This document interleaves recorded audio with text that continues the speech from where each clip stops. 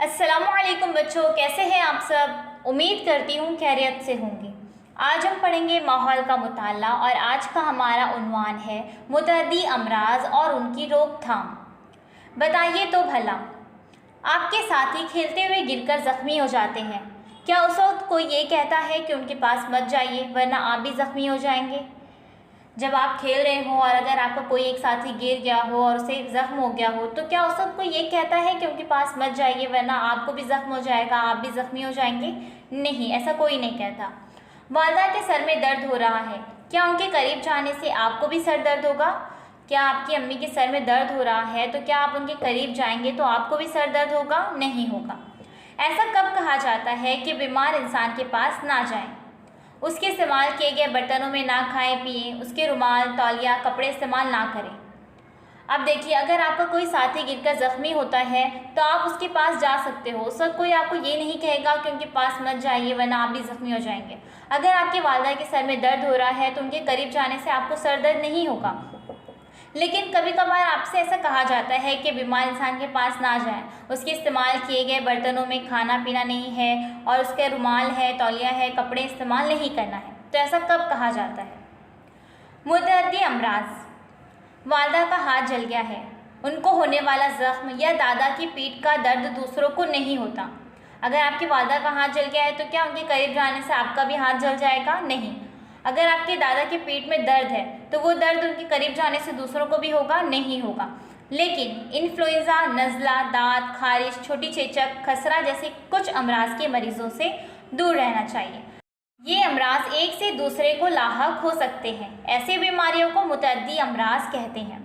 अभी हमने पढ़ा कि ऐसा कब कहा जाता है कि बीमार इंसान के पास नहीं जाना है और उसके इस्तेमाल किए गए चीज़ें जो है वो हमें इस्तेमाल नहीं करनी है। कब, जब हमें पता हो कि जो मर्ज़ है, जो बीमारी उन्हें है वो एक से दूसरे को होने वाली है। और ऐसी बीमारी को क्या कहते हैं, मुतअद्दी अमराज कहते हैं। तो अगर कोई मुतअद्दी अमराज में मुब्तला है तो हमें उस बीमार इंसान के पास नहीं जाना है। लेकिन अगर कोई ज़ख्मी हो गया है, किसी का हाथ जल गया है या किसी के सर में दर्द हो रहा है तो उनके करीब हम जा सकते हैं। अब यहाँ पर पढ़ेंगे ऐसे अमराज किस वजह से होते हैं। इन्फ्लुएंजा, नज़ला, दाँत खारिश, छोटी चेचक, खसरा, ये जो अमराज हैं किस वजह से होते हैं।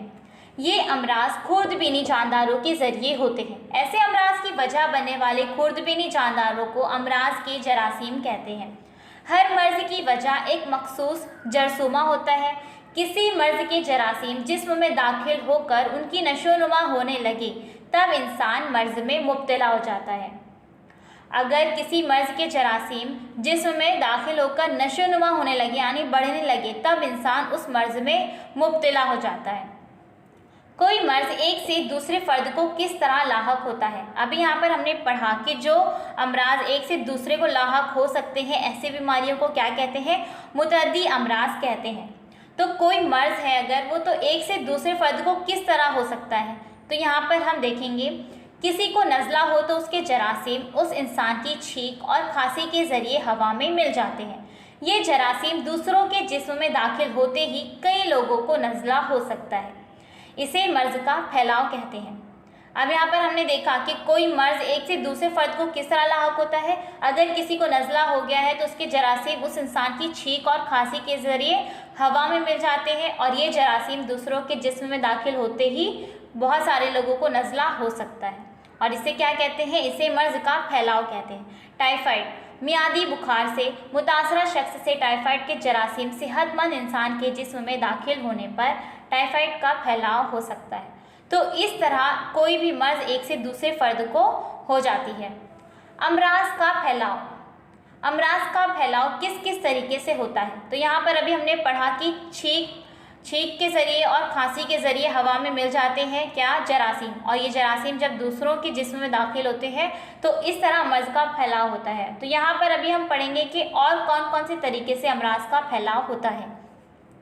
हवा के ज़रिए अमराज का फैलाव, इन्फ्लुएंजा के वायरस मरीज़ के लुआब में होते हैं जो मरीज़ के थूकने, खांसने या छींकने से हवा में फैल जाते हैं। तनफ़्फ़ुस के ज़रिए ये जरासीम आसपास के लोगों के जिस्म में दाखिल होते हैं। इन्फ्लुएंजा के वायरस मरीज के लुआब में होते हैं, जो मरीज के थूकने, खांसने और छींकने से हवा में फैल जाते हैं और तनफ्फुस के जरिए ये जरासीम आसपास के लोगों के जिस्म में दाखिल हो जाते हैं। खुली जगहों पर ना थूकिए, ना खांसिए। आपने सुना होगा ना, ऐसे लिखा भी होता है, दीवारों पर भी होता है, यहाँ पर थूकना मना है। और आपको सिखाया भी जाता है कि खांसते वक्त अपने मुंह पर हाथ रख लो या फिर रुमाल रख लो, है ना। हवा के जरिए हलक और सीने के अमराज का फैलाव होता है। किसके जरिए? हवा के जरिए, मसलन दिक, स्वाइन फ्लू वगैरह। इसलिए खांसते और छींकते वक्त मुंह और नाक पर रुमाल रखने के लिए कहा जाता है। तो बच्चों, सबसे पहले हमने क्या देखा?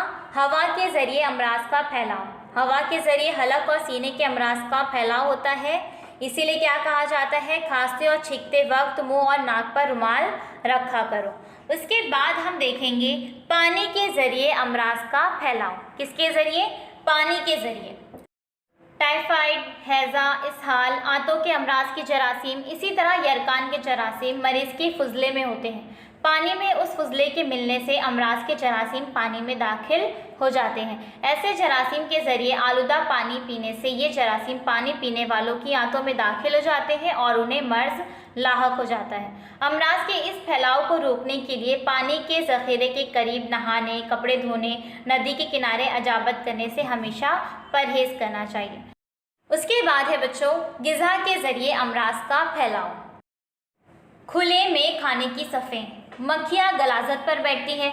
मरीज़ की फुजले पर मक्खियाँ बैठे तो फुजले में मौजूद जरासीम मक्खियों के पैरों और उनके जिस्म से चिपक जाते हैं। यही मक्खियाँ जब ग़िज़ा पर बैठती हैं तो अमराज के जरासीम ग़िज़ा में दाखिल हो जाते हैं। ऐसे ग़िज़ा के खाने से अमराज के जरासीम इंसान के जिस्म में दाखिल होते हैं और वो मर्ज़ में मुब्तला हो जाता है। इसलिए हमेशा ग़िज़ा ढाँक कर रखना ज़रूरी है। हाथ साफ धोइए, ग़िज़ा ढाँक कर रखिए। खाना पकाते वक्त या परोसते वक्त उसे हाथ लगाते हैं।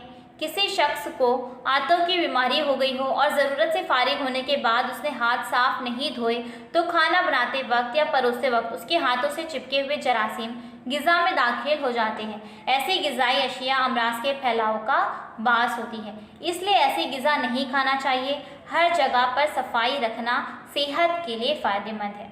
तो यहाँ पर हमने क्या पढ़ा? ग़िज़ा के ज़रिए अमराज का फैलाव कैसे हुआ कि मक्खियाँ गलाजत पर बैठती हैं और मरीज़ की फुजले पर मक्खियाँ बैठे तो फुजले में मौजूद जरासीम मक्खियों के पैरों और उनके जिस्म से चिपक जाते हैं और फिर वही मक्खियाँ जब ग़िज़ा पर बैठती है तो अमराज के जरासीम ग़िज़ा में दाखिल हो जाते हैं और ऐसी ग़िज़ा खाने से अमराज के जरासीम इंसान के जिस्म में दाखिल हो जाते हैं और वो मर्ज़ में मुब्तला हो जाता है। तो इसलिए क्या कहा जाता है? ग़िज़ा हमेशा ढाँक कर रखना ज़रूरी है और हाथ साफ धोना है और ग़िज़ा को ढाँक कर रखना है। अगर खाना पकाते वक्त या परोसते वक्त हम उसे हाथ लगाते हैं तो किसी शख्स को अगर आंतों की बीमारी हुई हो और उसने ज़रूरत से फारिग होने के बाद हाथ साफ नहीं धोया हो तो खाना बनाते वक्त या परोसते वक्त उसके हाथों से चिपके हुए जरासीम ग़िज़ा में दाखिल हो जाते हैं और ऐसी ग़िज़ाई अशिया अमराज के फैलाव का बास होती है। तो इसलिए हमें ऐसी ग़िज़ा नहीं खाना चाहिए। हर जगह पर सफाई रखना सेहत के लिए फ़ायदेमंद है। बताइए तो भला घर में ग़िज़ाई अशिया पर धूल, मक्खियाँ वगैरह ना बैठें, इसके लिए क्या करेंगे? ग़िज़ाई अशिया को ढाका जाए तो उस पर मक्खियाँ नहीं बैठती। अतराफ़ का कचरा गिर्द ग़िज़ा में शामिल नहीं होते। अमराज के जरासीम ग़िज़ा में शामिल होने का खतरा नहीं होता और ग़िज़ा के ज़रिए होने वाले अमराज के फैलाव की रोकथाम होती है। तो क्या करना है? ग़िज़ा को ढाँक कर रखना है। कीड़ों के ज़रिए अमराज का फैलाव। आप ये जानते हैं कि मखसूस किस्म के मच्छर के काटने से मलेरिया होता है। मलेरिया से मुतासरा शख्स को जब मच्छर काटता है तो मरीज़ के खून में मौजूद मलेरिया के जरासीम मच्छर के ज़रिए चूसे गए खून के साथ उसके जिस्म में दाखिल हो जाते हैं। ये मच्छर जब सेहतमंद इंसान को काटता है तो मलेरिया के जरासीम उस शख्स के जिस्म में मुंतकिल हो जाते हैं और वो शख्स मलेरिया में मुब्तला हो जाता है। मच्छर, पिस्सू जैसे कीड़ों के ज़रिए अमराज का फैलाव होता है, इसलिए ऐसे कीड़ों की अफजाइश को रोकना चाहिए। उसके बाद है बच्चों लम्स के ज़रिए अमराज का फैलाव। दांत, खारिश जिल्दी अमराज है, उनके जरासीम जिल्द पर परवरिश पाते हैं। ऐसे मरीज़ की जिल्द को छूने से या उसके कपड़े इस्तेमाल करने से दूसरों को भी वही जल्दी मर्ज हो सकता है, इसलिए एक दूसरे के बगैर धुले हुए कपड़े इस्तेमाल ना करें। उसके बाद है अमराज की वबा। इन्फ्लुएंजा, आशुब चश्म जैसे अमराज के जरासीम हवा के जरिए तेजी से फैलते हैं, इसलिए एक ही वक्त कई लोग इन अमराज में मुब्तला हो सकते हैं। किसी अवामी ज़ख़ीरे का पानी हैज़ा जैसे मर्ज़ के जरासीम के ज़रिए आलूदा हो तो उस पानी को पीने वाले तमाम लोगों को हैज़ा होने का अंदेशा रहता है।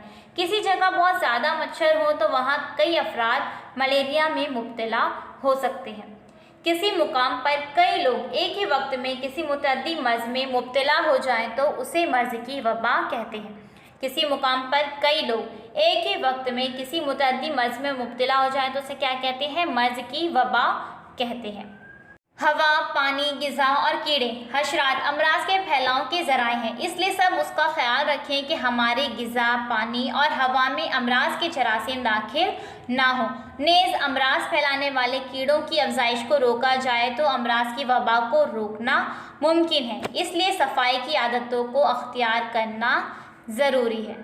तो बच्चों, यहाँ पर हमने देखा कि अमराज के फैलाव किस किस तरीके से हो सकते हैं। हवा के ज़रिए, पानी के ज़रिए, ग़िज़ा के ज़रिए और फिर कीड़ों के ज़रिए, लम्स के ज़रिए, है ना। तो यहाँ पर हमने ये सारे पढ़ लिए। तो उम्मीद करती हूँ आपको अच्छी तरह से समझ में आ गया होगा। अब हम अगले वीडियो में पढ़ेंगे अमराज की रोकथाम किस तरह की जाए। तो जल्द ही मिलेंगे एक नई वीडियो के साथ। अल्लाह हाफिज़। Please subscribe the channel and press the bell icon.